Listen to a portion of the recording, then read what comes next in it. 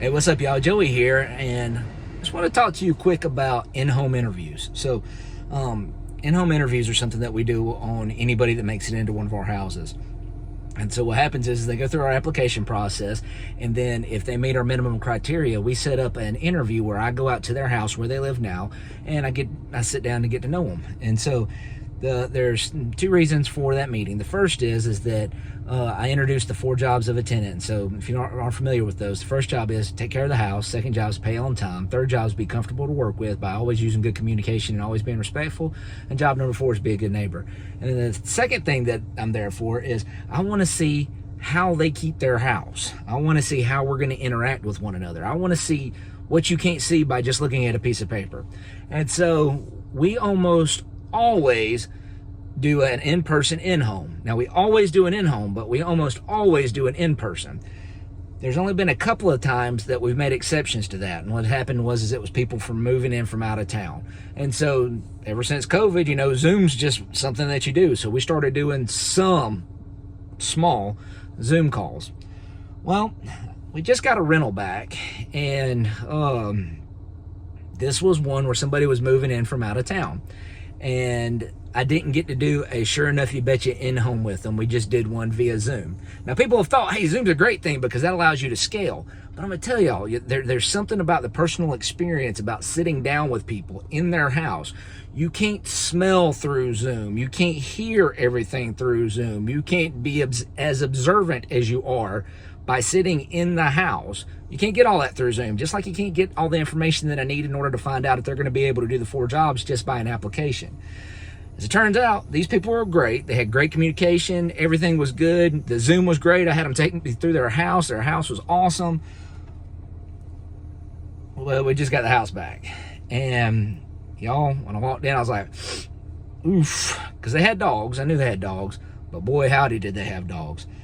There are piles of hair throughout the house. They had a long-haired dog. And the wife had kidded about it, about having, like sweep up a little chihuahua every day. But dude, she wasn't kidding. There's hair everywhere. I've never seen so much hair. But it wasn't just that. You could smell the dogs. They hadn't been cleaning up after the dog. They hadn't been washing the dog as much. The bathroom is still like gross. There's like crud around the sinks and like the backside of the toilet, and I wonder if I can insert a picture in here. I'll see if I can do that. If I can, awesome. If I can't, well, we'll see. But either way, there's some pretty bad grody stuff inside of here. Now, the side step to that is that they hired a professional company to come in and clean the house after they moved out. That was one of the parts of moving out of the house, was make sure that it's clean in order for them to get a performance bonus. So they did the 4 jobs to the best of their ability, and they are taking care of things after the fact.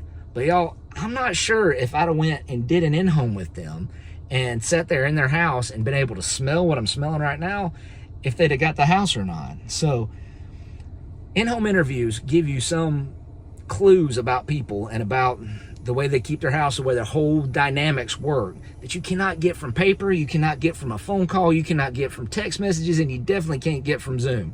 So are there holes in our walls? Nah. Is there any kind of damage that I can see? Nah. Is there a funk in the house? You bet. And I hope these cleaning ladies, they're awesome. We use them all the time, so I hope they're able to get the funk out. But it was just interesting to me that there was that much grodiness in the house just from living in it. Because, I mean, like, there was even, like, around one of the door frames, there was just dust around it from just the ugh in the house. So, anyway, do in-home interviews. Don't try to farm it out any kind of other way. If you go and you meet with the people, you're going to find out way more than you can get via anything on the internet. You can't do a background check and figure that stuff out.